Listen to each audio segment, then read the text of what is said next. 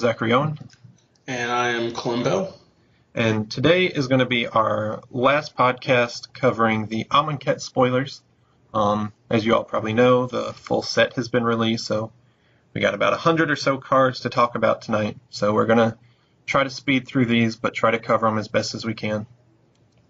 So this will cover cards from April 12th all the way up to the final day in which they were all released. But we are going to cover 3 cards that were released on April 11th. Bontu, the Glorified, the Black God, Protection of the Hekma, and Harsh Mentor, which were released after we finished recording last week's podcast. So we'll start with Bontu, the Glorified. Bontu, the Glorified, is a 4/6 legendary creature god for a converted mana cost of 2 colorless and a black. Menace, indestructible. Bontu, the Glorified, can attack or block unless a creature died under your control this turn.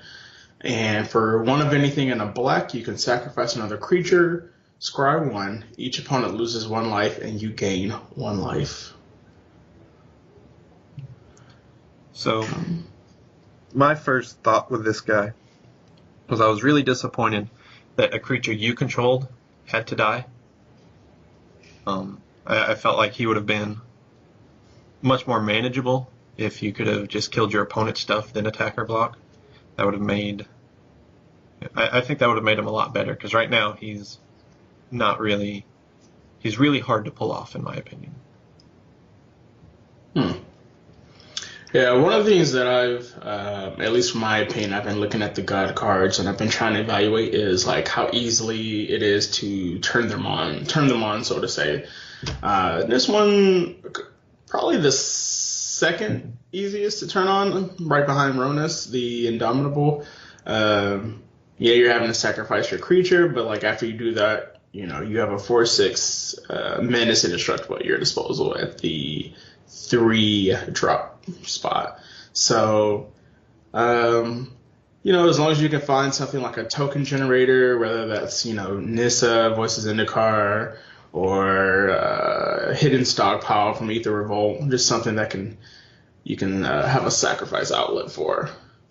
But yeah, just Menace and Indestructible, 4/6. It's like I was kind of like along the lines of thinking of you were just expecting something a little different, I guess. So, but yeah. So he'll be interesting to see if someone can put together a deck. People will probably try to stick him in a zombie cell. I know I tried to put him in a zombie deck. I couldn't. I just wasn't as much of a fan. But someone might be able to put a deck together because, like you said, 3-drop 4/6 Menace Indestructible is not something to complain about. Yeah. So you definitely pull this card in your pre-release this weekend. You know, if I pulled it, you know, chances are I'll be in black, more than likely, depending on the other factors. So. Yeah. So we'll see what. So on that note, which god of the 5 would you want to pull this weekend? Say again? Which of the 5 gods this weekend would you want to pull during the pre-release? Probably Ronus,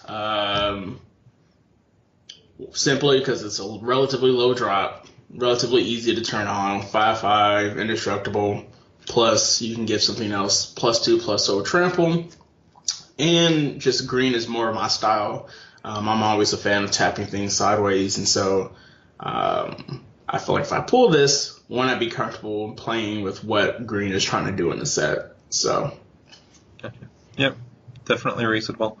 I also like Oketra, the white god. She seems pretty easy for limited. Just go wide and then have a giant beat stick. Because 3/6 double strike is pretty good. So I'd be fine with either. Yeah. But I don't. Go ahead. Oh, I was gonna say, I didn't want to be picky or anything, but like, you know, if I pulled another one, you know, I'd more than likely be playing it or I'll be satisfied. But I would love to pull Ronus. So. Yeah, and I think I'd be least happy pulling the blue god, because I think, A, I'm not a huge fan of playing blue and limited because they require some heavy build arounds, but his effect is much harder to pull off in limited. Yeah, even with like the full set being revealed, I don't know. Maybe I'm missing something. We'll see what we see at the pre-release this weekend. But having 7 cards in hand, 7 or more cards in hand, have them turn on seems a little difficult compared to the others, at least. So, on that, we'll move on to our next cards, and like I said, we're gonna start going through these a little quicker. So, the first one is Protection of the Hekma. It's an enchantment, 4 and a white. If a source an opponent controls would deal damage to you, prevent 1 of that damage. I don't think this card will see play. I mean, you could, in theory, play it in the sideboard against Copycat, and it would beat the Copycat decks, but there are better drops that cost much less than 5-drop. And it'll be okay in limited. Like, I don't think people will play it in limited just because its effect is not very powerful. So yeah, not much going on with this one. Our next one is Harsh Mentor. For 1 of anything in a red, you get a 2/2 creature human cleric. Whenever an opponent activates the ability of an artifact, creature, or land on the battlefield, if it isn't a mana ability, Harsh Mentor deals 2 damage to that player. Given that we're in, like we're talking about like in a limited or sealed environment, it's relatively decent. You may get a couple of triggers. I think where this card really shines is in either constructed, so whether you're looking at modern or standard, where you're going to see things like fetch lands, vehicles being accrued, all of that. Ballistas, like Harsh Mentor, can really punish people in those formats. But you never know. But it's a relatively decent creature. I just think its main focus is for constructed. So. Our next card is Glyph Keeper. It's 3 blue, creature Sphinx. It's a 5/3 with flying, and whenever Glyph Keeper becomes the target of a spell or ability for the first time each turn, counter that spell or ability. And it has Embalm for 5 blue. And just a reminder, Embalm is an ability you activate from the graveyard where you exile that card from the graveyard, and then you create a token that's a copy of it, except it's white. And it's a zombie with no mana cost, and you can only embalm as a sorcery. So this card will be really great in limited, because a 5-drop 5/3 flyer is insane, especially with the mostly with the effect that makes it pseudo hexproof, to where it's very difficult to just use a removal spell on it. And then being able to bring it back will just be really strong. And it might even see play in some standard control decks as a finisher, because again, it's just really difficult to get rid of. Next card is Samet, Voice of Dissent. For 3 of anything, 1 red, 1 green, you get a 3/4 legendary creature human warrior with flash, double strike, vigilance, haste. Other creatures you control have haste. And for 1 white and tapping Samet, you untap another target creature. Very good. For 5 mana, you get a 3/4 with multiple effects. Flashing 1 is really good, so good combat trick, or however you choose to utilize flash. Double strike, so at 3/4, you're essentially swinging for roughly 6 damage. Vigilance, so you can flash it in, attack, have it on as a defender from your opponent's turn, and it gives you other creatures haste. So which red green, you're thinking aggro. With green, you're having a lot of big creatures, and being able to have those big creatures swing in as soon as they hit the battlefield is going to be really critical. So if you pull this card at the pre-release this weekend, I'd highly recommend it. I don't know, it may see some constructed play, depending on some builds going on right now out there. It's just because it has a lot of abilities tacked onto it, that gives you a lot of options for what you can do with it. So I'm a fan. Our next card, Enigma Drake, 1 blue red, creature Drake, power X, and toughness is 4, and it has flying, and Enigma Drake's power is equal to the number of instant and sorcery cards in your graveyard. So this card will be pretty good and limited. It's a cheap flyer with a big body, and its power can get up there pretty easily if you build around it, obviously. And there's some pretty decent instants and sorceries in Amonkhet, especially with the Aftermath cards. Those will probably fit along well with the Enigma Drake. And again, it could see some standard play just because it's pretty powerful and it has flying. So flying is always more difficult to deal with. And if you build around it, you can definitely get in a lot of damage pretty quickly. Speaking of build around, this next card's got some really great potential as far as being able to build around it. We're looking at Wayward Servant. For 1 white and a black, you get a 2/2 creature zombie with whenever another zombie enters the battlefield under your control, each opponent loses 1 life and you gain 1 life. So depending on what your sealed pool looks like this weekend, if you can build around this guy, I think he's great. Also, he works well with Embalm because they come back as a zombie type in addition to their original type, so there's implications there. So I think it's decent. It's just a matter of what else you pull with it that you can build around him or have some zombie support. So it'll all depend on that. So our next card, Sweltering Suns, for 1 generic, a red, or 2 red, 1 generic and 2 red. It's a sorcery. Sweltering Suns deals 3 damage to each creature, and it has cycling for 3 generic. This card will see play in limited and standard. We've had similar effects. Obviously, they were more powerful, like Anger of the Gods, which was an instant speed, but same effect, and it didn't have cycling.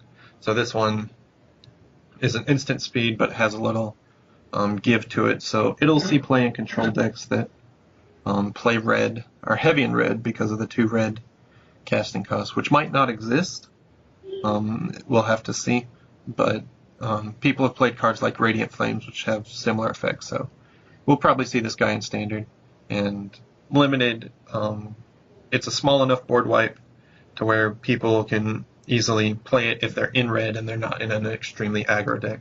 And then the cycling is just free, pretty much, in both standard and limited, just having the extra options there. Our next card is Oketra's Attendant. For 3 generic and 2 white, you get a 3/3 creature bird soldier with flying, cycling for 2 generic, and Embalm for 3 generic and 2 whites. So at first, first look, 5 mana for 3/3 flying, cycling, and Embalm. It's decent to okay. But I think one thing to consider, especially in a limited environment, Embalm kind of gives the card extra value because now you can essentially regenerate it late in the game. And that may change the board state, or it may just change how things are going and playing out. So one of the things I'm going to value this weekend is looking at Embalm. So even though a 5 for a 3/3 flying at first might not really catch my eye, I'm thinking a 5/3/3 flying, because you can essentially if I needed to block with it, I'd kill their creature. Mine would also die if I traded, but then I can bring it back later. So there's kind of a slight card advantage in that regard. So relatively decent depending on how you look at it. Also, not many cards have Embalm and cycling on them. So if I'm in a position where maybe this wouldn't best suit me, just cycle it for 2 generic and keep the game moving. Our next card, Gideon's Intervention, 2 and 2 white, enchantment. As Gideon's Intervention enters the battlefield, choose a card name. Your opponents can't cast spells with the chosen name, and prevent all damage that would be dealt to you and permanents you control by sources with the chosen name. This card's probably too specific for limited. you're not going to know what to name. And even if you do name like their bomb, like it might just sit there and not do anything. So it probably, and it's a rare, it looks like. So I wouldn't pick this card too highly in a draft, and I probably wouldn't play it in a sealed unless you, maybe as a sideboard card if you know your opponent has just some really, really strong cards that you can't deal with. But I think it's pretty fringe there. And in standard, I think it costs too much to be that relevant, unless you're going after cards like the Second Sun card, where they just win the game off of it, where you can't exactly counter the spell, but you know that's their win condition. Our next card is Vizier of Many Faces. For 2 generic and 2 blues, you get a creature, shapeshifter, cleric. You may have Vizier of Many Faces enter the battlefield as a copy of any creature on the battlefield, except if Vizier of Many Faces was embalmed. The token has no mana cost. It's white, and it's a zombie in addition to its other type. And embalm for 3 generic and 2 blues. Pretty good. By turn 4, the game state's probably developing to where you can at least see where they're going, your opponent's going with their strategy, or like by that time they may have their best card played. So you can go ahead and copy that and go ahead and get some value off of whatever creature that you're dealing with to kind of counter their creature. And it has embalm, so if you need to trade it and bring it back, you can copy the same creature or you can copy something else. So I definitely would give this a high grade. So our next card is By Force, which is X and a red sorcery. Destroy X artifacts. This card's similar to Release the Gremlins in that its objective is to destroy a whole lot of artifacts, but this one you don't get gremlins, but it's not XX. So they both have their advantages and disadvantages. This one will definitely be cheaper, so I imagine this one will get played over the other one. But there are a lot of good artifact removal in this set, so I'm not really sure which one will reign, but they both seem fine. And I probably would not play this in limited at all. Like, I don't think there's too many artifacts you care about in this set right now. But if you have it in your sideboard from sealed or draft and your opponent just happens to play a bunch of artifacts, it probably wouldn't be bad just to blow your opponent out like that. Next card is Blood Fury Militant.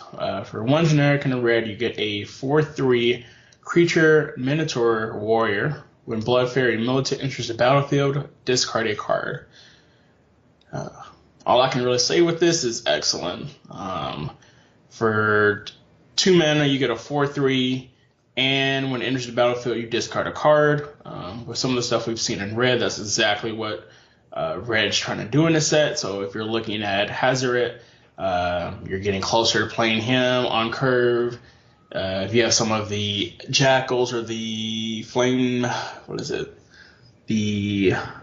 basically like what any cards in Reds where you get abilities off of cycling or discarding. This card has synergy with that. And turn 3 or 4/3 turning sideways is going to be a huge threat. And very hard to deal with. So definitely a good card. You'll want this. Our next card is Harvest Season. For 2 generic and a green sorcery, search your library for up to X basic land cards, where X is the number of tapped creatures you control. Put those cards onto the battlefield tapped, and shuffle your library. I do not think this card will see much play, just because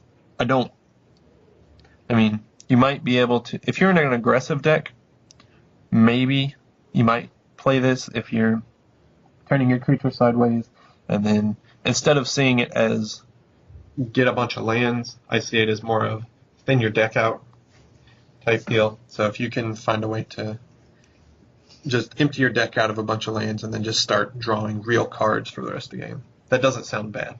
But I'm not a huge fan of this card overall. Our next card is Cradle of the Accursed. It is a land subtype of desert. You can either tap, add a colorless to your mana pool, or for 3 generic and tap, you can sacrifice Cradle the Accursed, create a 2/2 black zombie creature token. Activate this ability only time you could cast a sorcery. So it's a land, pretty decent for what you're getting. I don't know. This, basically paying 3 and sacrificing this to get a 2/2 black zombie. Which is, again, it gives you an option later in the game, but, late in the game, how much of a difference maker is a 2/2 black zombie gonna be? Also, is at sorcery speed. Probably would have a higher respect for this card if it was at instant speed. So that would seem a little bit better to me, but the fact that it's only at sorcery, I don't know, just holds it back from being great. So again, depending on what you're running, you could sub out a basic for this, and that's better than a basic at any point in the game. So just keeping that in mind. So our next card, Grasping Dunes, land, subtype desert as well. Tap to add a colorless to your mana pool, and you pay 1 generic and tap it. Sacrifice Grasping Dunes, put a -1/-1 counter on target creature, and also activate this ability only anytime you can cast a sorcery. Same comment that you made. This card would probably be a lot better if you could do it at instant speed to do combat tricks and stuff, but you can do it second main phase after you deal damage, and it might have some relevance. And it's cheap enough to where it might fit in some -1/-1 counter decks in limited. Because you could put it on your own creatures that care about having 1/1 counter, -1/-1 counters, and it might be relevant there. But overall, it's not too exciting of a card. Next one's going to be a split card, start to finish. So start, it's going to be for 2 generic and a white. Instant, create 2 1/1 white warrior creature tokens with vigilance. And finish is a sorcery with Aftermath. Again, Aftermath is cast this spell only from your graveyard, then you can exile it. As an additional cost to cast finish, sacrifice a creature, destroy target creature. I'm going to say this is a good card. 1 white is, from what we've seen so far in the set, is looking to create tokens. For 3 mana, you only get 2 1/1s, but they have vigilance. Maybe not the best tokens, but hey, that gives you options, or with stuff to do based on sacrifice outlets, or black is you're seeing a lot of -1/-1 counters, so being able to put them on your creatures and do stuff and interact in that regards. Also, with finish, sacrifice a creature, destroy target creature. Again, this works really well with start in general, or start well with Right is trying to do as far as creating tokens, but also, let's say your opponent has a bomb, you play start, you get 2 tokens, and then you cast finish right after that, sacrifice one of your tokens, and you can destroy their bomb. So this is a pretty good card, and it's relatively cheap.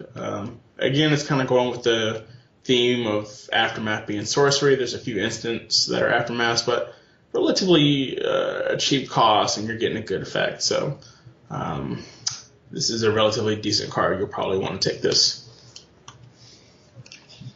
Our next card, Shadow of the Grave, 1 and a black instant. Return to your hand all cards in your graveyard that you cycled or discarded this turn.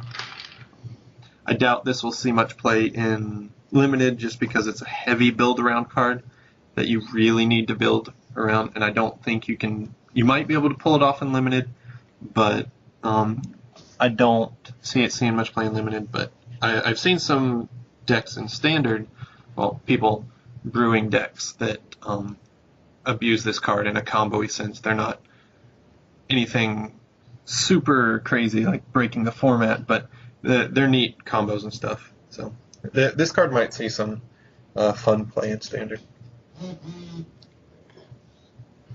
Next card is going to be another split card, Spring to Mind. So Spring is 2 generic and a green. Sorcery, search your library for a basic land card, put it onto the battlefield tapped, and then shuffle your library. And then Mind is 4 generic, 2 blues, at instant, which is important. Aftermath, of course, and then draw 2 cards. Let's see. Oh, it's okay. The spring doesn't look too appetizing. Paying 3 mana to search for a basic, even though it comes on the battlefield tapped. When the format, whether we're looking at standard or limited, we're used to seeing Evolving Wilds. Just doesn't look that appealing. But the part of this card that I do want to talk about is Mind. While it is expensive as the general mold we've seen for split cards, it's at instant speed, which we haven't seen too much of from the Aftermath side of these split cards. And so drawing 2 cards instant speed, that gives you a chance. Like if you're playing blue and you're sitting back waiting for your opponent to do stuff and they don't really play anything important on their turn or do anything relevant, you can draw 2 cards with this at instant speed. So I would say this card's mediocre, but the instant part for this Aftermath is probably the only good thing it's got going for it. Next card is another split card, Commit to Memory. Commit is 3 and a blue, instant, put target spell or non-land permanent into its owner library, second from the top. And Memory is 4 blue, sorcery, Aftermath. Each player shuffle his or her hand and graveyard into his or her library, then draws 7 cards. This card seems pretty slow for what it's doing. I don't think you want to play either half in standard or limited. They just seem pretty slow when you could just counter the spell, and the second half just isn't very exciting. I mean, there are decks that you can build around it, but it's not. It costs too much, like I said, for what you want to do. Next card is Cascading Cataracts. It is an indestructible land. Tap, add a colorless to your mana pool, or you can pay 5 generic and tap to add 5 mana and any combination of colors to your mana pool. When I see this card, to me it screams Commander. Commander staple. I think Commander players are going to want this card. As far as in a sealed, limited environment, you're not going to get too much. There are some land destruction cards in the set, but they're rarely played. So chances that the indestructible will be applicable, slim to none. And then later in the game, by the time you have enough to pay the bottom ability, you should have your mana fix in all the colors that you need. So there shouldn't be a problem at that point. So again, not too much significance in the limited sealed environment, but definitely as far as other formats, Commander specifically, it's going to be really good. Next card, Hieroglyphic Illumination. 3 generic and a blue, instant, draw 2 cards, or cycling for a blue. I think this card will be really good and limited for the blue slow decks, just because you can leave mana open and then either respond to what your opponent's doing or just draw 2 cards. It seems very strong and limited. And then cycling is, as most cards in the set, is just a bonus where it gives you options during different parts of the game. Our next card is Heartpiercer Manticore. For 2 generic and 2 red, you get a creature Manticore for 4/3, or at 4/3, sorry. When Heartpiercer Manticore enters the battlefield, you may sacrifice another creature. When you do, Heartpiercer Manticore deals damage equal to that creature's power to target creature or player, and it has Embalm with a cost of 5 generic and a red. At first glance, 4/3 for 4, not too great. Again, the Embalm kind of adds a little extra something, a little extra oomph to the card. But it's all going to be dependent on how you want to abuse or utilize its sacrifice ability, or sacrifice another creature's ability. If you can build around that and make it useful, that makes this card better. But in a vacuum, you're not going to see, or I wouldn't expect too much from this card. The one thing I will add to that guy is people are talking about using him and Fling alongside the Electrostatic Pummeler that's not really popular in Standard, but basically just making a really big creature and then sacrificing it is a thing people seem to be interested in. Interesting. So our next card is Glorious End. 2 generic and a red instant. End the turn. And at the beginning of your next end step, you lose the game. A lot of people seem pretty excited about this card, but I think it's honestly not strong enough to finish the game the way you want it to. Because obviously you want to play it in like the red aggro decks where it's basically a time walk where you skip your opponent's turn and then you take your turn and try to kill them. It works well in multiples to where you keep skipping the part where you lose the game, but I don't see it being too powerful. Quick question about this card, just a rules question. So, reading some of the subtext, so exile spells and abilities on the stack, including this card. So, let's say it's my turn and I play a creature, it doesn't really matter what creature, and then you respond with Glorious End. Does that essentially, like, counter the creature and I've wasted mana, so I'm completely wide open? Is that how it works? Correct. Oh. Yeah, so, yeah, the answer is yes.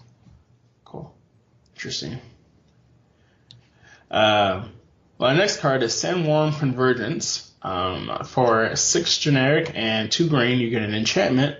Creatures with flying can attack you or planeswalkers you control. At the beginning of your end step, create a 5/5 green worm creature token.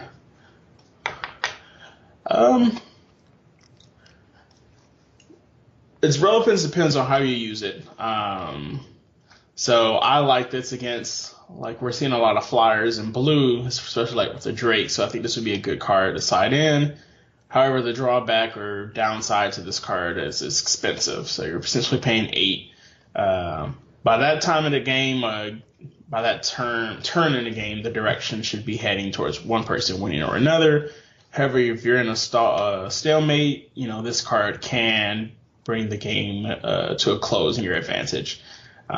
So depending on like what deck you build and what's your strategy, if you're looking to kind of outlast your opponent and you have a bigger late game than them, this card would be great. But if not, I don't know, just at first glance, 8 mana seems kind of slow. But once you get it out there, chances are you're going to win the game, or you should be winning the game. So. Our next card is Dispossess. 2 generic and 1 black. Sorcery. Choose an artifact card name. Search target opponent's graveyard, hand, and library for any number of cards with the chosen name and exile them. Then that player shuffles his or her library. This card might be like a 1 or 2 of in sideboard decks if some artifact deck gets really powerful, like Panharmonicon or Dynavolt Tower or the Electrostatic Pummeler. Then it can hit their main cards, but I don't think it'll see much play, mostly because I don't think artifact decks will have too much of a chance going forward. Next card is Bloodlust Insider.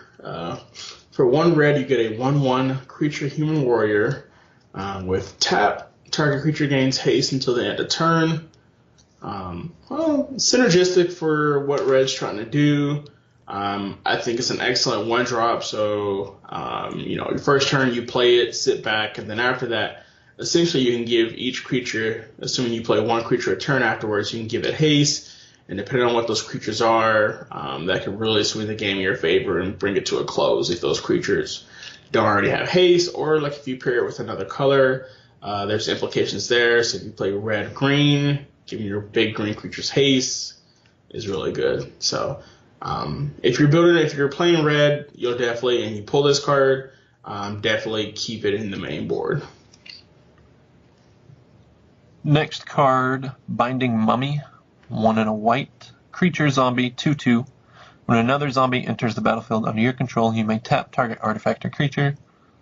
Pretty straightforward. You'll play it if you end up in a zombie tribal deck. I don't think it'll see play in standard if a zombie tribal deck comes together. Except maybe in the sideboard if you're really struggling to deal with creature decks, but in a zombie deck you pretty much have the board control because you're just going to swarm with zombies. So I'm not too excited in standard, but it'll see play in limited. Our next card is Painted Bluffs. It is a land, subtype desert, with tap, add a colorless to your mana pool, or for 1 generic, and tap, add 1 mana of any color to your mana pool. So this card will probably definitely help like mana fixing. So if you're playing 2 or more colors and you pull this, can't hurt to include this, especially early in the game. It may help you get to the colors you need to play the cards you have. Our next card is Vizier of Deferment, 2 and a white, creature, human cleric, 2/2, flash. When Vizier of Deferment enters the battlefield, you may exile target creature. If it attacked or blocked this turn, return that card to the battlefield under its owner's control at the beginning of the next end step. So it doesn't keep the cards exiled, which is kind of disappointing because that's the type of effect you want, just to keep them exiled. It's good against tokens. It's good using it with your own creatures because it can like untap your exert creatures. So I'm sure this card will see play unlimited. And one just note here, you can flash this card in when your opponent attacks with a creature, but before you block or before you deal damage, so you can remove a creature from combat before it deals any damage. So I'm sure this card will see play unlimited. Our next card is Labyrinth Guardian. For 1 generic and a blue, you get a 2/3 Illusion Warrior creature. When Labyrinth Guardian becomes a target of a spell, sacrifice it and embalm for a cost of 3 generic and a blue. I'm a fan of this card. For 2 mana, you get a 2/3, which is decent. The only drawback is when it becomes a target of a spell, sacrifice it. However, that's no different than if they had a spell that could kill it. You would essentially trade the spell and the creature. So I don't really see it as too much of a downside. And it has Embalm, so it has a little bit of added value that you can bring it back later in the game. So it basically just becomes a sponge for some removal spells that target at least. So pretty good. Next card is Embalmer's Tools. For 2 generic artifact. Activated abilities of creature cards in your graveyard cost 1 generic less to activate, and tap and untap zombie you control. Target player puts the top card of his or her library into his or her graveyard. This card's full of flavor. It's supposed to be played alongside Embalm effects because it makes Embalm cost less, and then you get zombies back, and then you can start milling your opponent. The problem I have with that is if you're generating a bunch of creatures, you don't exactly want to be milling your opponent. So that seems kind of off to me. But both abilities do play towards the Embalm effect. So it's definitely very flavorful, but I don't think it'll see much play. Lay Claims, our next card. For 5 generic and 2 blue, you get an enchantment aura. Enchant permanent, you control enchanted permanent. And cycling for 2 generic. Moderately decent. It's expensive, however, you get to control their permanent, so if they have something that's, controlling the board or that's a game changer, you now have it. And, if it's too expensive or if you're in a good spot and don't want to pay 7 mana, cycling of 2 is relatively cheap. Plus, that'll help out with some of the things we've seen as far as synergies in blue.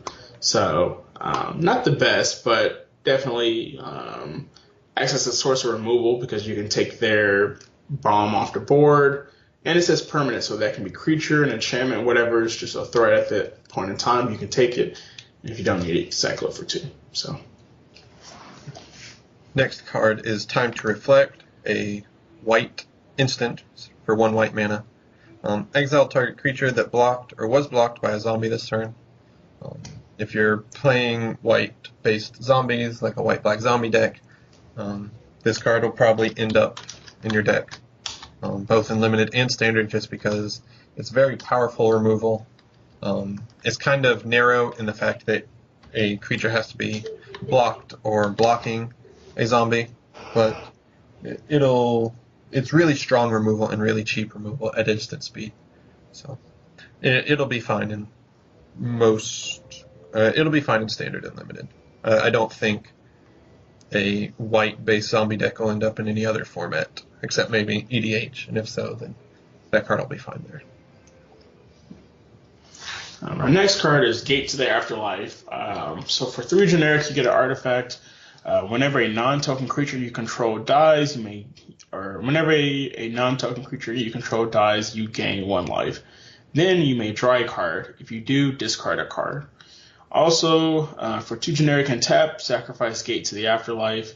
Search your graveyard, hand, and/or library for a card named God Pharaoh's Gift, and put it onto the battlefield. If you search your library this way, shuffle it, activate its ability, only if there are 6 or more creature cards in your graveyard.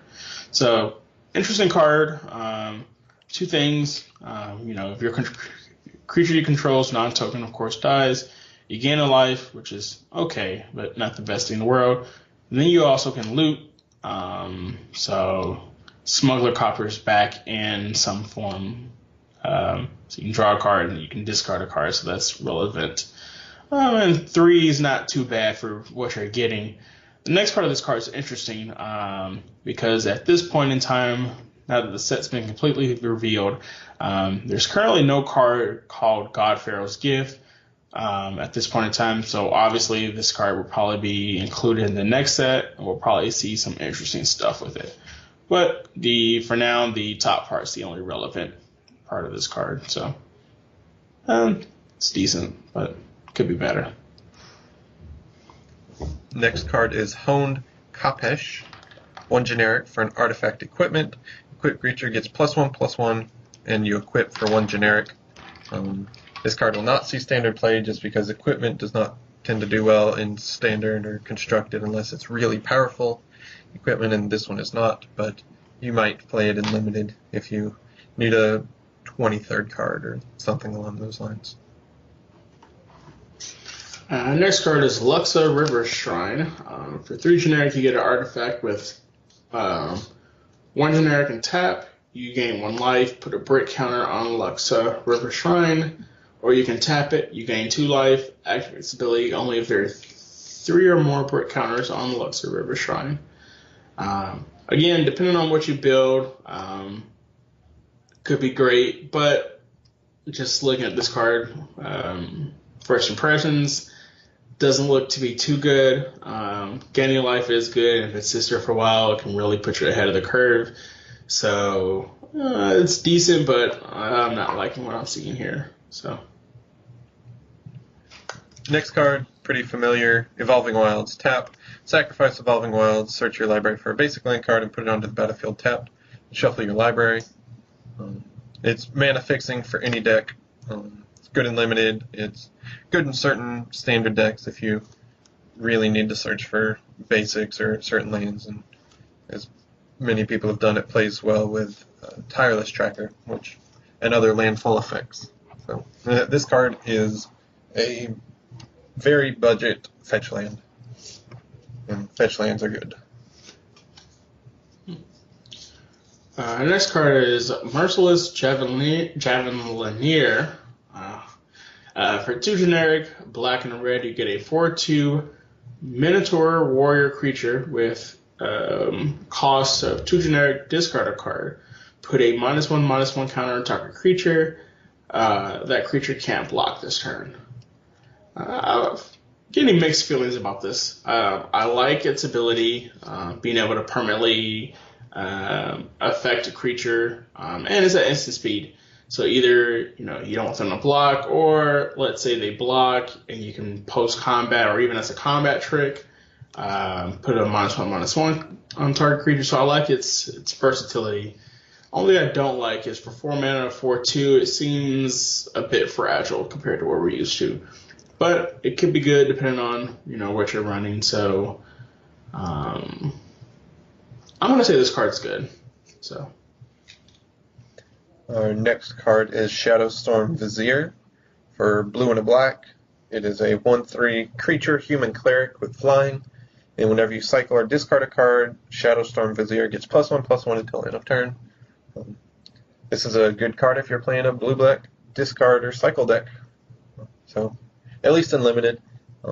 I don't think you can break it enough in standard or any other format. But yeah, if you're building this type of deck, this is the type of card you want. Up next is Weaver of Currents for 1 generic, 1 green, and 1 blue. You get a 2/2 Naga Druid creature with tap. Add 2 colorless to your mana pool. Not a fan. First of all, you're getting paying 3 for a 2/2, and I think this card would be slightly better if you could tap it and add either a green and a blue, or 2 greens and 2 blues in any combination, if you understand what I'm meaning.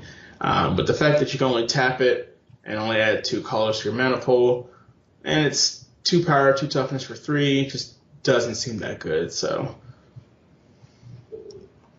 our next card is Edifice of Authority for 3 generic. It's an artifact, pay 1, and tap it. Target creature can't attack this turn, and you put a break counter on Edifice of Authority. And its second ability is pay 1 and tap it until your next turn. Target creature can't attack, block, and its activated abilities can't be activated. And activate this ability only if there are 3 or more break counters on Edifice of Authority. I do not think this card is going to be very good in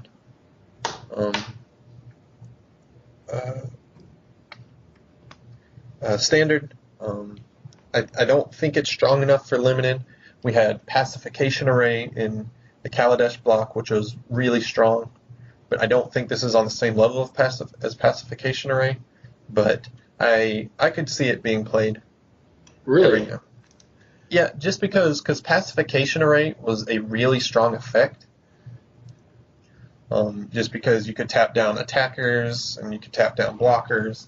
The problem with this card is that it only stops attackers for the first few times, which, again, I don't know if that's strong enough, but it could be. But if you can get it to the second part, where every turn you're taking their biggest creature and basically that creature can't do anything, it gets really strong.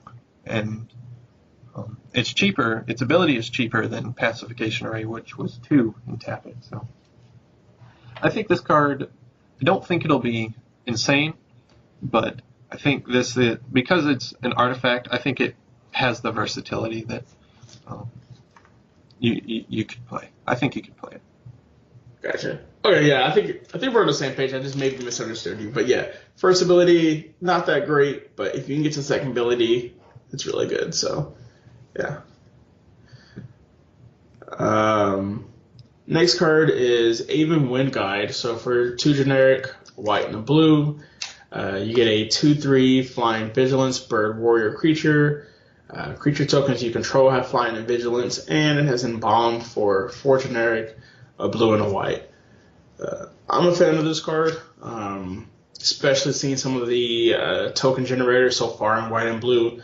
Given them vigilance and flying, that's going to be huge. So they've got evasion, so they can get through to your opponent's face. They have vigilance, so they can attack, and then you can still have blockers. So, yeah, I'm a fan of Aven Wind Guide. Good card. And I will say it is surprising for you to like a blue card, but as we mentioned in the other set, when I think we were talking about the blue-white legendary, is that the blue-white cards don't seem like typical blue-white cards. They're more aggressive and creature-based as opposed to the controlling aspects. True. Our next card is Decimator Beetle. 3 black and a green. You get a 4/5 creature insect. When Decimator Beetle enters the battlefield, put a -1/-1 counter on target creature you control. And when Decimator Beetle attacks, remove a -1/-1 counter from target creature you control, and put a -1/-1 counter on up to 1 target creature defending player controls. This card is going to be great and limited because it's a 5-drop 4/5 that when it enters, you can give itself a -1/-1 counter, but then you can immediately remove it when it attacks and you move it onto your opponent's stuff. So this card will be good if you're in black-green.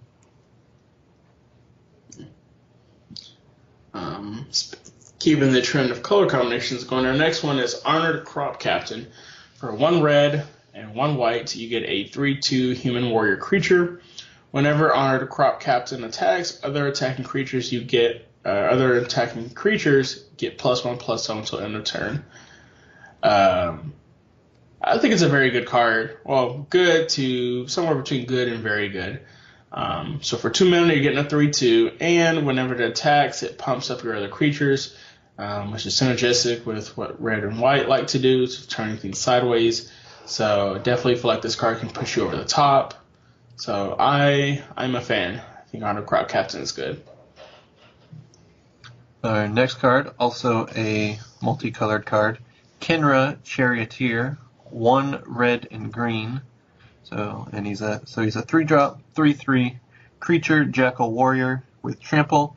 Other creatures you control have trample.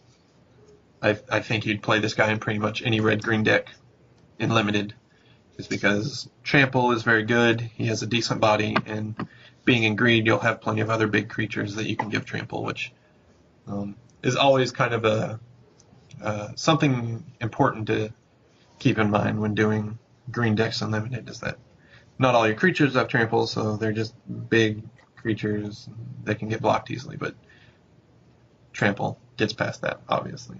So this card will be very good if you're in red-green. Our next card is Shed Weakness. For 1 green, you get an instant. With target creature gets +2/+2 until end of turn. You may remove a -1/-1 counter from it. Relatively decent. As we've seen with a lot of green creatures, they will either put -1/- counters on themselves or other creatures. I think this is a really nice combat trick, so you can essentially give it giving it +3 power if it has a -1/-1 counter on it. So you take the -1/-1, pumps it up, and then you give it +2/+2. So I'm gonna say this card's good just for the simplicity of combat tricks. It's no blossoming defense, but in limited, I think it'll be really good. So our next card is Stinging Shot. For a green, you get an instant, put 3 -1/-1 counters on target creature with flying, and then cycling for 2 generic. This will be played in the sideboard of most limited decks that play green. I don't think its effect is strong enough to see play in the main board unless you really need another card, because then it's fine because of cycling if you don't have a good target. But it's pretty powerful for a 1 mana deal 3 in green. Speaking of green, our next card is Synchronized Strike. So for 2 generic and a green, you get an instant. Untap up to 2 target creatures. They each get +2/+2 until end of turn. Relatively decent, or relatively okay, I should say, combat trick. +2/+2 is only temporary, and you untap them. So there's a little bit of implication there, but overall not a great card. But again, if you're looking to run combat tricks and things of this nature, it can be okay. But it just seems a little expensive, so I'm not a fan. The one note I have there is that it plays well with the exert mechanic. Oh. Are we seeing much exert in green, though? Well, okay, I guess you could pair it up with stuff, with another color, and yeah. Okay, yeah. Yeah, so that'd be the important part, is just if you play it with exert, this card gets much better. I agree. Speaking of exert, our next card, On Crop Champion. 2 generic, a white and a green. Creature, human warrior, 4/4. You may exert On Crop Champion as it attacks. When you do, untap all other creatures you control. So this guy definitely wants to be in an exert deck. And he gives your creature pseudo-vigilance. You might see play if there's a white-green exert deck or just aggro deck that wants to go all in with creatures. So this card in a 4-mana 4/4 and limited is pretty great. So if you're in white-green, you'll play this guy pretty much no matter what, because he's just really strong by himself. Our next card is Naga Vitalis. For 1 generic and a green, you get a 1/2 Naga Druid creature. Tap, add to your mana pool 1 mana of any type that a land you control could produce. This card seems very restricted to me. It's no Druid of the Cowl, but I think the part of this card that just has me worried is the fact that only it can only produce a color of the land that you currently control could produce. So it's not going to help with mana fixing if you need like a particular color, because it can only give you what you have. And so, yeah, not a fan of this. All right, next card, Oshra Cultivator. For 1 green, it's a creature human druid 0/3. And you pay 2 and a green, tap it, sacrifice Oshra Cultivator. Search your library for a basic land card and put it onto the battlefield tap, and shuffle your library. I think Green Decks Unlimited will play this just because it's an early blocker, which is relevant. And it's a good blocker. It's a 1 mana 0/3, so it's a good blocker. And then eventually you can just mana ramp with it, which is pretty good. Our next card is Honorary Kudu. For 2 generic and a green, you get a 3/4 creature Antelope. When Honorary Kudu enters the battlefield, put a -1/-1 counter on target creature you control. Pretty generic of what we've seen so far with green creatures. You know, seems like you're getting a lot of value, or they're really strong in a vanilla test, and then they come in, they put a -1/-1 creature, or a -1/-1 counter on a creature you control. Yeah, so it seems decent. The only thing I feel like that can make this card better compared to other cards we've seen so far in the set is usually other cards will kind of have this same format, but they'll have a way of either getting the -1/-1 counters off of them onto your opponent's creatures, or just removing them for some benefit that'll help your creatures. And this one is just doesn't have that second part. Yeah. So it's an okay card. Our next card is Scaled Behemoth for 4 green.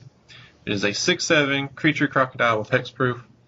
I think this card's going to be pretty good in limited. It's just a really big body. It's bigger than other cards we've seen that are typically your 6 mana 6/6s with no abilities. This guy has hexproof, which is relevant, especially in a set that wants to put a lot of -1/-1 counters on your opponent's stuff. So I think this guy will see play as a good top end for a green deck. Speaking of good cards, Hapatra's Mark. For 1 green, you get an instant. Target creature you control gains hexproof until the end of the turn. Remove all -1/-1 counters from it. So as far as things are considered in this set, this is as close as we're going to get to Blossoming Defense. Relatively good, so serves as a form of protection against removal that targets from your opponent. And if you have a creature that you're just stuffing all your -1/-1 counters onto, this removes all of them permanently, while also giving it hexproof to the end of turn. So I think this is a very good card that people want to take a look at this weekend. Our next card is Haze of Pollen. For 1 and a green, it's an instant. Prevent all combat damage that would be dealt this turn, and you cycle for 3 generic. I don't think this card will see play in limited just because fog effects are typically not very powerful in limited. This one again has the upside of being able to be cycled, so it gives it that versatility. But unless you're in some really slow, grindy, green-blue control deck, I can't imagine a fog effect being that good. But it might see play in standard if there's some sort of deck that is built around fog. But I don't like there was a Dynavolt Tower deck that played some fog effects, so yeah, if they want to play more fog effects, they have another one. Our next card is Hooded Brawler. For 2 generic and a green, you get a 3/2 creature Naga Warrior. You may exert Hooded Brawler as it attacks. When you do, it gets +2/+2 till end of turn. Not the best exert ability we've seen so far. It's an okay body. Could be better. 3 mana, 3/2. Just not a huge fan of this card. And again, with exert, you'd have to declare it as soon as you declare it as an attacker.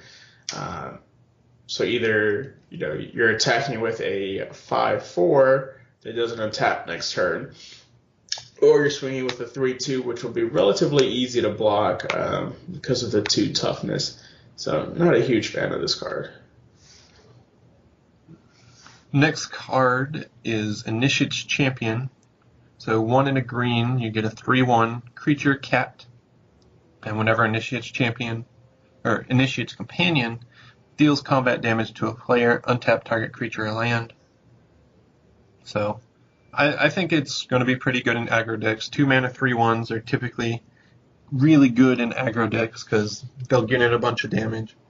And this guy kind of has vigilance in that he can untap himself if he deals damage, or untap other relevant cards. Like if you attack with a big thing and they have to block the big thing, then you can get in with this guy and then you can untap your big thing again. So this card will be good in green aggressive or mid-rangey decks. Bitterblade Warrior is our next one. For 1 generic and a green, you get a 2/2 creature Jackal Warrior. You may exert Bitterblade Warrior as it attacks. When you do, it gets +1/+0 and gains Death Touch until end of turn. I think this card is very good, or relatively good. It's an okay card. We'll go with that. So decent body, 2/2 for 2. And when it attacks, you can make it a 3/2 of Death Touch, and I think that's very relevant, depending on when you use it. So it's an okay card. It's better. Its exert ability is better than some of the other exerts we've seen so far in green. Next card, Defiant Great Maw. For 2 generic and a green, you get a 4/5 creature hippo. When Defiant Great Maw enters the battlefield, put 2 -1/-1 counters on target creature you control. And whenever you put 1 or more -1/-1 counters on Defiant Great Maw, remove a 1 -1/-1 counter from another target creature you control. So this card will be very good in the green X -1/-1 counter decks, because he obviously has the synergies built into it that'll not only put -1/-1 counters on your stuff, but also take them off if you need them to. Up next is Gift of Paradise. For 2 generic and a green, you get an enchantment or a enchant land. When Gift of Paradise enters the battlefield, you gain 3 life. Enchanted land has add 2 mana of any one, or enchanted land has tap, add 2 mana of any one color to your mana pool. Seems okay. So for the cost of 3, you gain 3 life, and one of your lands can now produce 2 mana of any one color. Which in green, you're trying to get up to those high costing creatures, and so I think this is good. I feel like you're getting a lot for 3 mana. So the only thing to consider is if you play this turn 3, what does your board look like? Are you leaving yourself open to attacks? Again, 3 damage kind of helps mitigate that, while also setting you up for future turns as far as adding extra mana. So depending on how you look at this, it could be good to okay, but I definitely don't think it's not a bad card. Next card, Greater Sandworm. For 5 and 2 green, you get a 7/7. Greater Sandworm can't be blocked by creatures with power 2 or less, and it has cycling for 2 generic. I think this card will be really good in limited. Normally you don't play these just really high mana drop cards just because they don't do anything early on. They just kind of sit there. If you don't end up getting to 7 mana, but with the cycle effect, this card will be good early game, but then really good late game. So you wouldn't be upset drawing this card at any time. So I think people will play this card in limited, and they'll take it pretty highly. Maybe not in multiples, because I don't think you'd want more than one, but having one in your deck seems pretty strong. This card, Violent Impact. For 3 generic and a red, you get a sorcery. Destroy target artifact or land, cycling for 2 generic. Not a good card. 4 mana, you're looking to destroy a certain artifact or land. 4 mana for artifact destruction is not great. And by turn 4, hopefully, your opponent will more than likely have what they need, so this effect's not going to be that great at the earliest you could play this card. Again, cycling of 2 does add something to it, but even with that, all things considered, just not a good card. Our next card is Warfire Javelineer. For 3 generic and a red, you get a 2/3 creature Minotaur Warrior. When Warfire Javelineer enters the battlefield, it deals X damage to target creature an opponent controls, where X is the number of instant and sorcery cards in your graveyard. This card will be really good if you're playing any sort of red instant or sorcery based deck in limited, but I don't think it will be strong enough just because it's a 4-drop to play in standard. But if your deck is playing a lot of instants and sorceries, you'll play this guy in multiples. My next card is Blazing Volley. For 1 red, you get a sorcery. Blazing Volley deals 1 damage to each creature your opponents control. Only time I can only see this being good in 2 situations. One, if your opponent is playing a lot of creatures with 1 toughness, or like if they have a lot of -1/-1 counters where your opponent's creatures, or majority of them are -1/-1s. It seems like it's really good for 1. Or post-combat main phase, if there's some stuff that you attack with and they block and they're almost there but not quite there, this will help kind of close the deal on those creatures. But those are very situational, in my opinion. So Blazing Volley, not that great because of it's too situational. Next card, Benefaction of Eronus for 2 generic and a green sorcery. Reveal the top 5 cards of your library. You may put a creature card and or an enchantment card from among them into your hand. Put the rest into your graveyard. This card's not very exciting when it's just getting a creature card, but if you're playing with the cartouches or the trials or other enchantments, being able to get both cards will be very strong. So this card you have to build your deck around wanting. I mean, you obviously have creatures in your deck, but you'll want to make sure you have lots of artifacts, or at least a few artifacts to increase your chances of getting multiple cards from this card, which is when it becomes good. Because, again, by itself, just getting a creature will not be, I don't think it'll be strong enough. Next card is Pursue Glory. So for 3 generic and a red, you get an instant. Attacking creatures get +2/+0 until end of turn. Cycling for a 2 generic. The only time I can see this, again, 4 mana seems a little expensive, even with cycling. Adds some value to it, but I think this card, like depending on what you're building, if you're putting something very aggro, or like if you have Hazard, this card will help you get there. Or close the deal on the game. So for 4 mana, depending on how many creatures you have, the more creatures you have, the better the card gets. So I wouldn't say if you have anything less than probably 3 creatures, it's not good. But if you have anything more than 3 creatures, you get a lot for what you're paying for this card. And if you don't need it, cycle it. So. The next card is Thresher Lizard. For 2 generic and a red, you get a 3/2 lizard, and Thresher Lizard gets +1/+2 as long as you have 1 or fewer cards in hand. A 3 mana 3/2 isn't very exciting, but a 3 mana 4/4 is pretty good.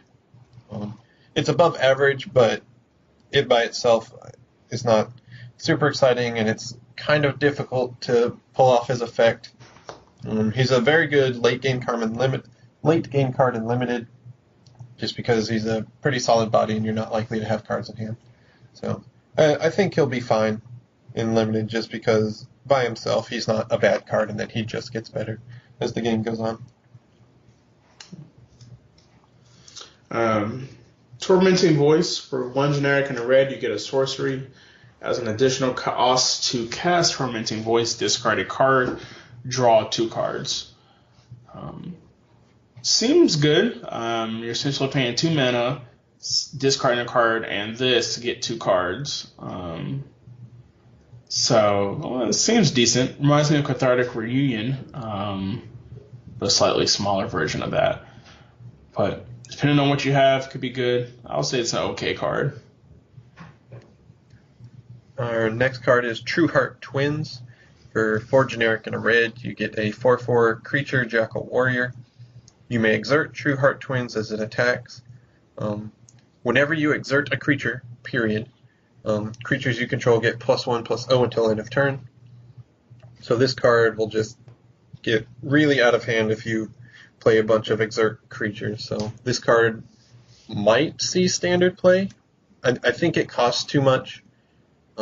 Even at a 5-mana 4/4, I think it'll just cost too much for this type of effect. Because it's not very good by itself. Like, you want a bunch of exert creatures, but it'll be really good and limited. Next card, Manticore, the Gauntlet. For 4 generic and a red, you get a creature Manticore, power 5, toughness 4.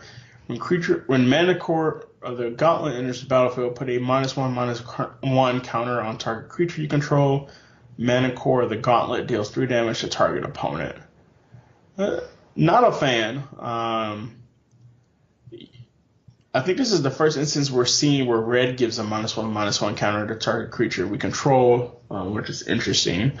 But you're paying 5 for a 5/4 that, at least in red, I don't think putting a -1/-1 counter on your creatures is something you want to see, especially since we've seen stuff where we don't have a way to remove that -1/-1 counter. And you get to bolt your opponent, which is okay. But I don't know. I'm not a fan of this card. Our next card, Minotaur Sure Shot. 2 generic and a red. You get a 2/3 creature Minotaur Archer with reach, which means this creature can block creatures with flying. And you can pay 1 generic and a red, and Minotaur Sure Shot gets +1/+0 until end of turn. I've never really been a fan of the 3-mana 2/3s. No matter what their abilities really say. I mean, obviously there are some really good ones, but they usually aren't very strong. Reach is relevant, like it'll block a bunch of drakes and stuff, but I think having reach as a 2/3, you want it to be on defense, but it's not a very good defender. I mean, it's a good blocker, but it's not insane or anything. Our next card is Nephcrop Entangler. For 1 generic and a red, you get a creature, human warrior, power 2, toughness 1, trample. You may exert Nephcrop Entangler as it attacks. When you do, it gets +1/+2 until end of turn. I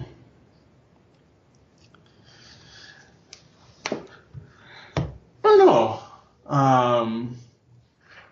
So 2 for a 2/1 with trample. The exerted since it becomes a 3/3 with trample. It's okay. I think it'll depend on what else you're running. Because a 2/1 with trample is nice, or if you exert it. Yeah, I think in a vacuum it's bad to barely okay, but if you have other cards like some of the other creatures we've seen that have, like when you exert a creature, they get stuff, I think that'll really pump up this card. But otherwise, not that good. Our next card is Pathmaker Initiate. For 1 and a red, you get a 2/1 creature, human wizard. When you tap it, target creature with power 2 or less can't be blocked this turn. I think I don't think this card will be great. It has good synergies with cards like the previous card where it's a 2/1 but it gets bigger, but I don't think it'll be powerful enough just to deal 2. Like, it might see some reasonable play if there's a really good red aggressive deck where you just want to deal as much damage as you can, and just getting into damage every turn is reasonable. But outside of that, I don't see it being too good.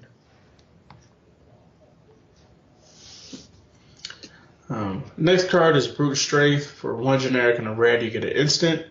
Target creature gets +3/+1 and gains trample to the end of turn. I think this is a very decent combat trick. For 2 mana, you're getting +3/+1 and trample. So I like it. I think it's an okay card.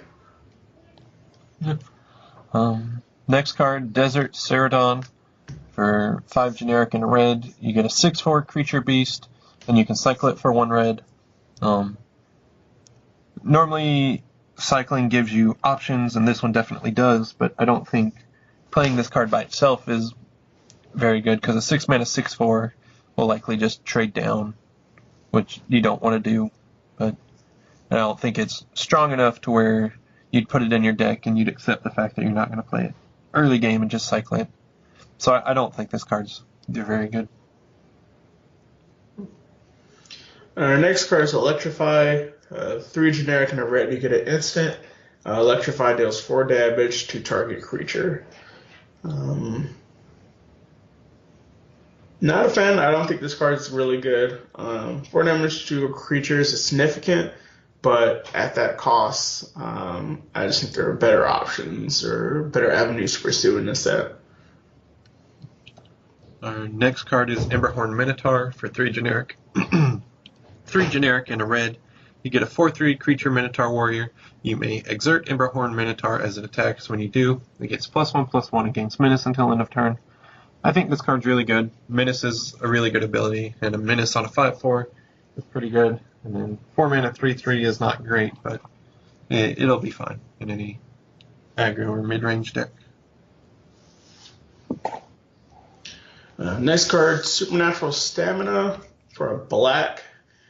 Instant, until end of turn, target creature gets +2/+0 and gains when this creature dies. Return it to the battlefield tapped under its owner's control. Wow, I think this card is really good, especially as combat tricks go, but just in general, like, gives it +2/+0, which is nice, and when it dies, returns to the battlefield tapped. So again, for 1 mana at that. So I think this is a really good card, combat trick, or if they just have a card that's just going to remove it from the board, you can cast this. Okay, +2/+0, doesn't do anything, but it essentially comes back now, all for the cost of 1. So I think this card is very good. Next card is Trespasser's Curse. I don't know why that was so difficult. But it's a 1 and a black enchantment or a curse. Enchant player. When a creature enters the battlefield under enchanted player's control, the player loses 1 life and you gain 1 life. This card might see some standard play just because in the sideboard, just because it's a pretty good counter to the copycat decks in black. Because you can just stick it and they lose if they try to combo off, basically. So if copycat's a deck still in Amonkhet standard, then this will see play in sideboards. And as far as limited goes, I don't think it's particularly great. You might play it in your sideboard against the fast decks, but it could see play. Because if you think about it, it's a 2 mana, it might deal 5 damage and gain you 5 life, which I think is actually pretty good. So yeah, I could see it being played. It loses you a lot of tempo, but it gives you a lot of value. So it's a give and take there. Good point. Next card is Wandering Death. For 2 generic and a black, you get a sorcery. Return up to 2 target creature cards from your graveyard to your hand. Cycling for 2 generic. I'm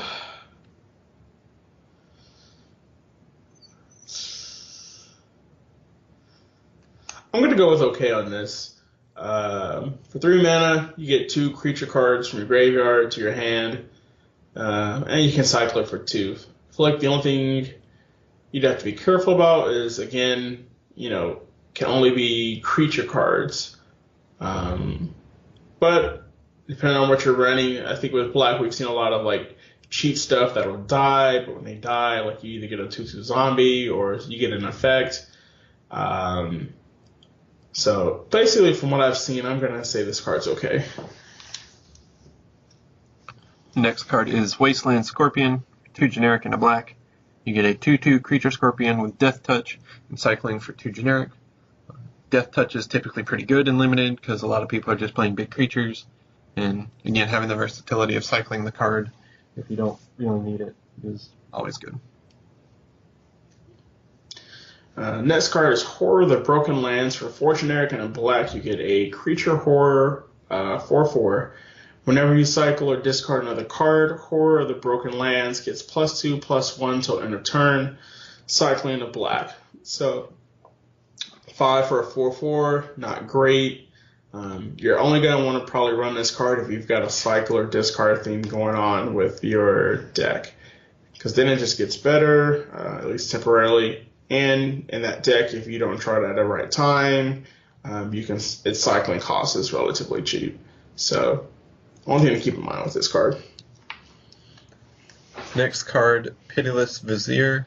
3 generic and a black. You get a 4/2 creature, Minotaur, Cleric. Whenever you cycle or discard a card, Pitiless Vizier gains indestructible until end of turn. I think this card will, again, be fine if you're playing a cycle or discard deck. And maybe even a Minotaur deck, because they seem to be liking to discard cards. So if you get in like the red-black Minotaur deck, or just a cycle deck in general, being able to like bash every turn for 4 with an indestructible card will be pretty good. Next card is Ruthless Sniper. For black, you get a creature, Human Archer, for 1/2. Whenever you cycle or discard a card, you may pay 1 generic. If you do, put a -1/-1 counter on target creature. Relatively decent body. I like its ability. Again, just make sure it's being run with a cycle or discard theme. And if that's the case, seems decent. So. Alright, next card is Soul Stinger for 3 and a black. You get a 4/5 creature, Scorpion Demon, which is an interesting creature type in my opinion. But when it enters the battlefield, put 2 -1/-1 counters on target creature you control. And when Soul Stinger dies, you may put a -1/-1 counter on target creature for each -1/-1 counter on Soul Stinger. I think this guy will be fine in your -1/-1 counter deck, or just any -1/-1 counter deck where you're putting stuff on your own creatures, because you can just fill this guy up and then you can kill him by yourself just by putting a bunch of -1/-1 counters on it. And then when you do, you can kill probably any of your opponent's creatures that you want. So I think this card will be fine. And if you happen to play him as a 4 mana 4/5, that's pretty good by itself too. Next card is really interesting. Bone Picker. For 3 generic and a black, you get a creature bird, 3/2. Bone Picker costs 3 generic less to cast if a creature dies this turn. Flying, Death Touch. So even if a creature doesn't die this turn, or depending on when you play it, 4 mana for a 3/2 Flying, Death Touch, pretty good in my opinion. Now, if you play this post-combat main phase, and you pay just a black for a 3/2 Flying, Death Touch, even better. So this card I think this is a really good uncommon. I'm a fan. Faith of the Devoted is our next card. It's 2 generic and a black enchantment. Whenever you cycle or discard a card, you may pay 1. If you do, each opponent loses 2 life and you gain 2 life. This card's balanced in the fact that you have to pay 1 every time you cycle or discard a card, otherwise it would be insane. But I think overall it's just going to be too expensive to play in any format, because when you're discarding cards, paying 1 to deal 2 and gain 2 is not very relevant, especially on a 3-drop enchantment. So I don't think this card will be too exciting just because it costs so much overall, both its casting cost and its effect cost.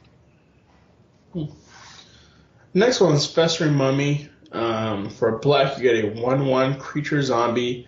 When Festering Mummy dies, you may put a -1/-1 counter on target creature. I like this card. 1 for 1/1. Okay. Chances are you're probably going to just chump block this with something, or if you have like a sacrifice engine, this is a good card to mix in with that. So either you sacrifice it, get whatever effect, plus you get the -1/-1 counter on target creature, or they've swung it in with a huge beat stick, just chump block, and then you make that creature smaller. So pretty decent. Next card is Final Reward. 4 and a black instant, exile target creature.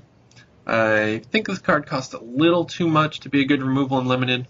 It has extra effects of being able to exile your opponent's embalmed creatures so that they can't get it back, which is relevant. And 5 mana is just too much for me to want to play it as removal spell, but it seems to be the only real solid removal spell we have right now. So it's probably something we'll have to end up playing, but I don't think we'll be happy playing it. Next card is Winds of Rebuke. For a generic and a blue, you get an instant. Return target non-land permanent to its owner's hand. Each player puts the top 2 cards of her library, his or her library, into his or her graveyard. I think this card is really good. Again, when you think about returning something to their hand, you don't think it's going to be that good, but a couple things. This says non-land permanent, so whether that's a planeswalker, an enchantment, that could potentially disrupt what they're trying to do. Depends on the second part of putting the top 2 into the graveyard. Depends on what you're running to determine whether that would be good or bad. But I just like the fact that for 2 mana, instant speed, return non-land permanent, whether that's enchantment, planeswalker, creature to their hand. It's cheap enough where it'll keep you ahead and do play into more of a controlling strategy or whatever it is you're trying to do. The next card is Zenith Seeker. For 3 generic and a blue, you get a 2/2 creature bird wizard with flying. Whenever you cycle or discard a card, target creature gains flying until end of turn.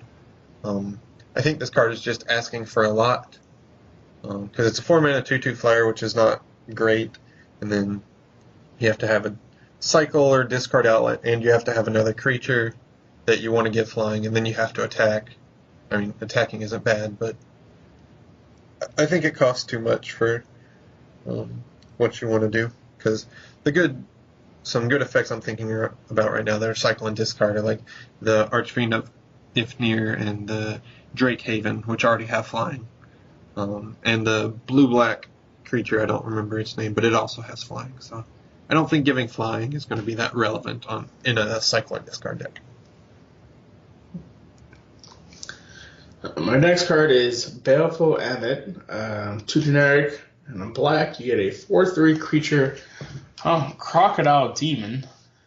With lifelink, when Baleful Ammit enters the battlefield, put a -1/-1 on target creature you control.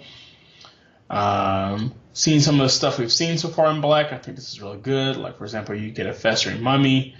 You can put it on that. Or if you even put it on this, 3/2 for 3 with lifelink isn't too bad. But, if you have something else to put it on, being able to attack on turn 4 for 4/3 lifelink is going to be a pretty significant threat.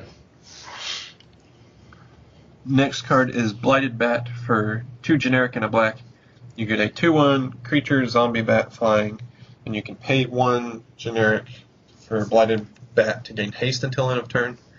This card just seems really bad. 3 mana 2/1 flyer is not great, and then paying it as a 4 mana 2/1 flyer with haste is probably worse in my opinion. So I don't like him at all. He just seems really bad. Seeker of Insights, our next card. For a generic and a blue, you get a 1/3 creature human wizard. Tap, draw a card and discard a card. Activate its ability only if you've cast a non-creature spell this turn. Not a fan. For blue, 2 for a 1/3 body is okay. You get to tap it and potentially loot. The only thing I don't like about this is the hoop you have to jump through of only if you've cast a non-creature spell this turn. So that could be an instant sorcery, or an artifact, or planeswalker or whatever. I don't know.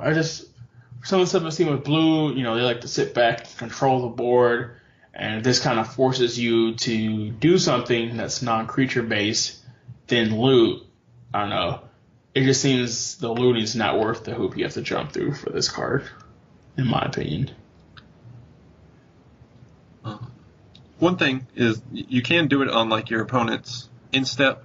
So if you're like countering spells or drawing cards off of the instant speed effects, that'll let you keep them back to block and then loot on their instep, which is looting is always good, especially on limited. Good point. So our next card, Shimmer Scale Drake, for 4 generic and a blue, you get a 3/4 creature Drake with flying, and you can cycle it for 2 generic. This card will go in most blue limited decks just because he's got a solid body at 5 mana. Like a 5 mana 3/4 is pretty defensive, but also pretty offensive. And then early game, if you can't play him or don't want to play him, you can just cycle him away. Because again, cycling is just one of those effects that are just pure bonus that give you options during multiple points of the game. Up next is Slitherblade. For 1 blue, you get a 1/2 creature, Naga Rogue. Slitherblade can't be blocked. So kind of following the Rogue subtype of not being able to be blocked. I just have trouble seeing this in blue, especially with 1 power. In blue, we don't see a lot of cards in red that can pump it up and make it a significant threat or like threaten to like end the game. 1/2 is a decent body, maybe on turn 1 depending on what you're matched up against, but I just can't see this card being a significant threat. Next card, Talcrop Skirmisher. For 1 and a blue, you get a 2/1 creature Naga Warrior with Embalm for 3 and a blue. Embalm is definitely relevant, but I don't think getting back a 2/1 is very good. Unless you're heavily in the Embalm theme, where you're giving your creature tokens vigilance and flying, or making them unblockable, or stuff along those lines. But just playing it by itself doesn't seem very exciting. Next card is a Naga Oracle. So for 3 generic and a blue, you get a 2/4 creature Naga Cleric. When Naga Oracle enters the battlefield, look at the top 3 cards of your library. Put any number of them into your graveyard and the rest back on top of your library in any order. Not too impressed with the body. So for 2/4 for 4 mana. But the ability seems more relevant. Look at the top 3 cards. If you don't need any of them, you put them in the graveyard. But it also kind of gives you a scry, essentially, with 3 cards. So either you like the 3 cards, put them on top of the library in any order, or you don't like them and you can just put them in the graveyard. So I think that bumps the card up a little bit. It makes it interesting, but I'll leave it at interesting. Alright, next card is Open into Wonder for X blue. It's a sorcery. X target creatures can't be blocked this turn. Until end of turn, those creatures gain whenever this creature deals combat damage to a player, draw a card. I think this card will be fine in any blue creature-based deck. Like, it's not going to be playing the control decks, but if you end up in the Embalm deck with a bunch of creatures, I think it'll be fine either playing it as a finisher where you make all your creatures unblockable, or paying 3 to make a creature unblockable and draw a card. I think both modes will be relevant. Up next is River Serpent. So for 5 generic and a blue, you get a 5/5 creature serpent. River Serpent can attack unless there are 5 or more cards in your graveyard. Cycling for 1 blue. Seems okay. I don't think it'll be that hard to turn on, at least at this point in the game. But also, it's just a can attack, so you can still block until you get what you need in your graveyard.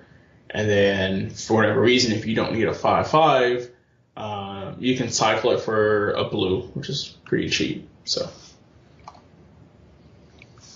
Next card, Sacred Excavation, 3 and a blue sorcery. Return up to 2 target cards with cycling from your graveyard to your hand. So it's a 4 mana, draw 2 specific cards. This card is much better late game if you build a cycle deck, because you'll have creatures in the graveyard, or it doesn't have to be creatures, but cards with cycling in your graveyard that you want to get back. Whether you cycled your big creatures earlier and you want to get them back, or if you just played your creature and it died and you want to get it back. But it doesn't do like anything really early on in the game, because you're probably not going to have too many options to get back. So I think the downside is much worse than the upside of getting back 2 really good creatures, unless you build, again, a really heavy cycle deck that can abuse this. But I think you got to go pretty deep to make this card worth it. Next card, Compelling Argument. For a generic and a blue, you get a sorcery. Target player puts the top 5 cards of his or her library into his or her graveyard, cycling for a blue. Interesting. And in vacuum, I don't see this card doing much or being that good. Unless you know your opponent scries at the top or has the Second Sun card that's coming up, but just overall in a vacuum, not that good. So not a fan. Our next card is Gale Strike for 2 and a blue. Instant, return target tapped creature to its owner's hand, and you draw a card. If the blue control deck's unlimited, this card will be great, as you'll stop an attacker, and then you get to draw a card, which is exactly what you want to be doing. Next card is Hekma Sentinels. For 2 generic and a blue, you get a 2/3 creature, human cleric. Whenever you cycle or discard a card, Hekma Sentinel gets +1/+1 to end the turn. So basically progress for cycling and discarding. Again, in a vacuum, 3 for 2/3, not that impressive. But if you've got a powerful cycle or discard engine going on, becomes more relevant.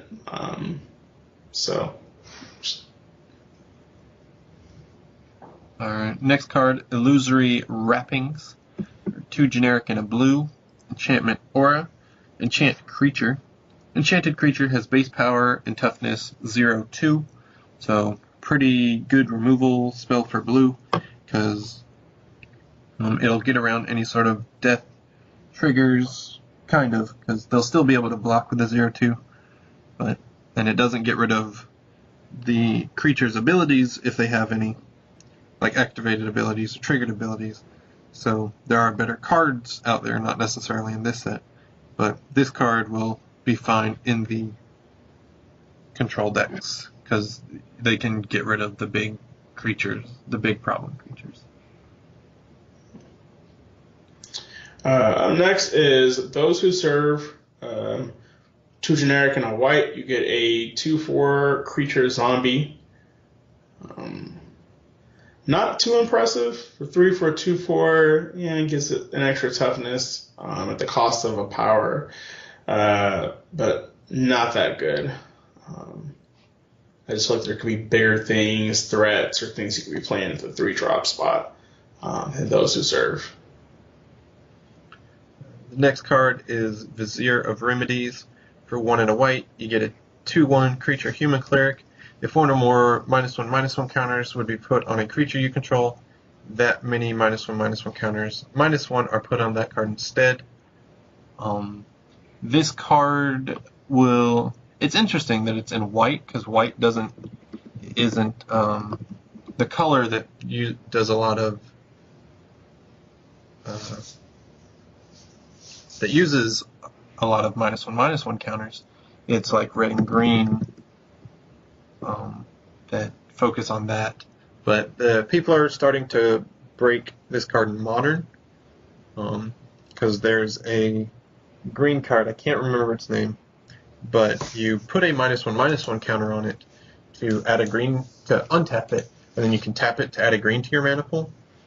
So this guy, in combination with that guy, basically you put the -1/-1 counter on it, but this guy says you put one less. So you put 0 -1/-1 counters on it, so you can constantly keep tapping and untapping for mana and have infinite mana, which is pretty strong in Modern with because there's lots of options you can do with infinite green mana.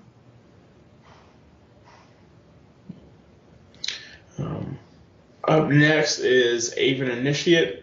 3 generic and a blue. You get a creature, bird warrior, with 3/2 flying, and an embalm of 6 generic and a blue. Not a good card in my opinion. You're paying 4 for a 3/2 with flying, which that's okay. And could be better. I've seen better bodies, but to me it seems like that's a really expensive embalm cost. Just to get back a 3/2 fly. Even though Embalm kind of gives it some value, that cost just seems super high. Like typically with Embalms that we've seen, you can pay a little bit more. So it's like, I'd be comfortable paying 5. 6 is pushing, but 7 for a 3/2 flying. Yeah. Just doesn't seem that good. Next card is Cancel. Pretty, not really popular card, but a card that shows up a lot in sets. It's 1 blue, instant counter target spell. It probably won't see standard play just because there are better counter spells out right now. Like just strictly better cards that have its cancel plus an extra effect that you'd probably just want to play instead. But in limited, if you don't happen to pull one of the invocation counter spells or Force of Wills, this card will be a good replacement for that in the blue control decks. Up next is Gust Walker. So for a generic and a white, you get a 2/2 creature, human wizard. You may exert Gust Walker as it attacks. When you do, it gets +1/+1 and gains flying to end of turn. So okay body, 2 for 2, and for whatever reason, if you need to get over in the air, you can make it through with flying, which is more than we've seen with a lot of cards with exert. So it's an okay card. Just depends on what you need. Next card is Ret Crop Spearmaster for 2 and a white. You get a 3/1 creature human warrior, and you may exert Ret Crop Spearmaster as it attacks. When you do, it gets +1/+0 against first strike until end of turn. So when you exert it, it's a 4/1 with first strike, which is really powerful, but I don't think on a 3 mana 3/1 that it'll be that relevant. Sure, the one thing I haven't really been considering with the exert creatures is that it's okay to just attack and exert and then not let them untap. Like that's reasonable and limited. Because being able to attack every other turn with a 4/1 first strike is pretty strong at 3 mana. So this card will be fine, but I'm not a huge fan just because it's not one of the stronger exert effects. That's a good point with the exert comment you made. So I was thinking, should I exert? But like with a card like this, if you exert it, so it's a 4/1 first strike, something major there is just going to die or get chump block, and that affects the board. Or if they let it through, essentially you, depending on what you're running, you could essentially enter a race with your opponent where like you've already dealt 4 damage, they hit you back, and then now it just becomes a race of like who can get the other person down to 0. So I didn't think about that in limited. So exert may, depending on like some of the stuff we've seen, that may play a part. So it's interesting. Yeah, and as a 3 mana 3/1, like you can obviously decide when you attack whether or not you want to exert. Like if they don't have anything, or if they just have a big creature with 3 or less toughness that they probably don't want to block, or that you're fine with them blocking and trading, like you don't have to exert it and you can keep attacking. So if they're playing like a slower deck and they don't have any creatures up yet, then you can just attack for 3, which in the aggro decks is fine. Yeah. Very true. Our next one is Seraph of the Suns. So for 5 generic and 2 whites, you get a 4/4 flying indestructible creature angel. 7 for 4/4 flying. It's kind of expensive, but again, it has indestructible. I have mixed feelings on this card, so indestructible is going to be definitely highly sought after and limited. I just think with some of the stuff we've seen in the set, with as far as like -1/-1 counters, compulsory rest, which we'll go over in a second. I don't know, I just feel like there's a lot of stuff bouncing where it just takes away from the card. So if it was printed in a better environment, 4/4 flying indestructible for 7 might have some relevance and limited, but I feel like there's so much stuff that can just bring it into range of smaller creatures. So on its own, pretty decent, but considering the environment, it takes away from it. Our next card is Sparring Mummy for 3 generic and a white. You get a 3/3 creature zombie. When Sparring Mummy enters the battlefield, untap target creature. So obviously it plays well with Exert cards, which are in white. So if you play the stronger Exert cards, this guy will do really well. And he can just give a creature pseudo vigilance for a turn, which is not bad. And a 4-mana 3/3 is on the lower end, but if you can use his effect well, other than just giving a creature vigilance after it attacks, then it'll be the card you want to pick up. Our next card, Compulsory Rest, for a generic and a white, enchantment aura, enchant creature. Enchant creature can't attack or block. An enchant creature has paid 2 generic. Sacrifice this creature, you gain 2 life. I really like this card, especially in this, like in the limited format where we're not seeing vehicles or anything like that, anything they can crew. Essentially, a creature not being able to attack or block essentially removes it from the board until the enchantment leaves, essentially. Yes, they can pay to sacrifice it, gain 2 life, but I would, in many situations, more so than not, have them get 2 life and have to pay 2 generic than to keep a relevant bomb on the board swinging at my face. So I think this is a very, very good card. And I definitely agree with your comment about there not being vehicles, because that was a big thing in the Kaladesh Limited, was that you'd have similar effects, but then if you did it, they could just crew their vehicles, and it's like your removal spell didn't do anything. So yeah, I definitely agree with you. It's a very good point that effects like this will have much better effect in Amonkhet. So our next card, Devoted Cropmate, 2 generic and a white. You get a 3/2 creature human warrior. You may exert Devoted Cropmate as it attacks. When you do, return target creature card with converted mana cost 2 or less from your graveyard to the battlefield. If you're playing an aggro deck, this guy will be great in limited. Because a 3-mana 3/2 isn't bad to attack with in an aggro deck, and being able to get back your cheaper creatures that may have died or whatever, just being able to constantly have threats on the board with an aggro deck is where you want to be. So if you're in an aggro deck, you'll probably want to play this guy. Yeah. So our next card is Fanbearer. So for a white, you get a 1/2 creature zombie, pay 2 and tap to tap target creature. What's the card we're talking about? Pacification Array, I believe. Yes. It seems like it's a similar card. I forget, with Array, do you tap and pay 1 or you tap and pay 2? I think it's pay 2. Okay, so yeah, so it's essentially a Pacification Array with a 1/2 or on a 1/2 body. So from what I've seen in the past, Pacification Array was pretty decent. It's a couple of better cards in the set, but if you're playing white and you get this, I think it's pretty good, or it's okay at least, I should say. So. Yeah, and I like this guy. Obviously, he's not as playable in all decks like Pacification Ray was, but this will fit in most white decks just because early on, a 1-mana 1/2 is a good aggro card, and then being able to tap your opponent's creatures to deal extra damage later will be really good. And then it'll be good in control decks too, because it's an early blocker that can also tap down opponent creatures. So I'll really like him in any white deck, if you can get a hold. And our final card for the set is Forsake the Worldly. For 2 and a white, you get an instant, exile target artifact or enchantment, and you can cycle it for 2 generic.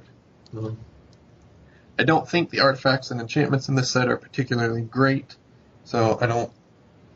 This wouldn't be main deckable like it would be in like Amonkhet standard, where you got vehicles and stuff running all over the place. But playing it in the sideboard in limited will be fine, just because if your opponent has really good artifacts or enchantments that you need to deal with, this is one of the few effects that can deal with it. And like with all cycler cards, being able to cycle it just makes it better. Sure. So that, any major thoughts? I know you're probably going to be looking forward to play green because you mentioned earlier that you wanted to pull a Ronus, but any other thoughts on overall limited drafts for this weekend's pre-releasers?